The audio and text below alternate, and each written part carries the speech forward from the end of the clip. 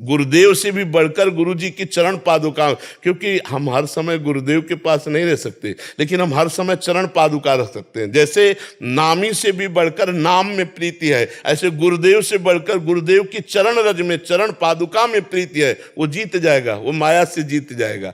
इतनी महंगी चीज है गुरु की चरण पादुका कि प्राण देने पर भी हम मतलब प्राप्त नहीं कर सकते। ये तो गुरु जी ने दे दिया कृपा करके। एक बार अमीर खुसरो जी बहुत बड़े धनी व्यापारी, स्वर्ण हीरे आदि के थे, रत्नों के, तो उनके गुरु जी बड़े सिद्ध महापुरुष थे। तो एक गरीब ब्राह्मण ने विचार किया कि बेटी का ब्याह है, कहाँ जाऊं, किससे मांगूं, मुझे कोई उधार भी नहीं देगा। तो सुना कि औलिया साहब पधारे हुए हैं और वो बड़े सिद्ध फकीर हैं।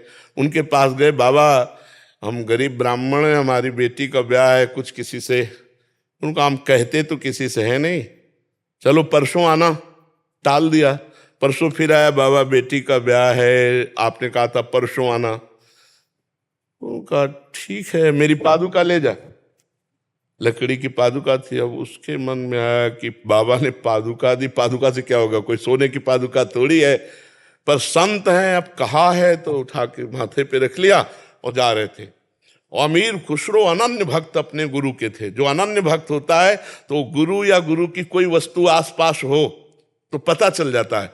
उनको पता चला मेरे गुरुदेव की कोई वस्तु है।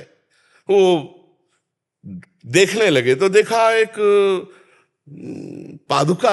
उनका बाबा के पास से आ रहे हो, हाँ, ये बाबा की पादुका है। हाँ, प्रणाम किया पहले उसको और कहा आप किस उद्देश्य से बाबा की पादुका लाए। बोले मुझे पादुका से तो कोई मतलब नहीं था, मुझे तो धन चाहिए था बेटी के ब्याह के लिए। बाबा ने कहा पादुका ले जा, तो अब बाबा की आज्ञा मानकर पादुका मुझे देंगे।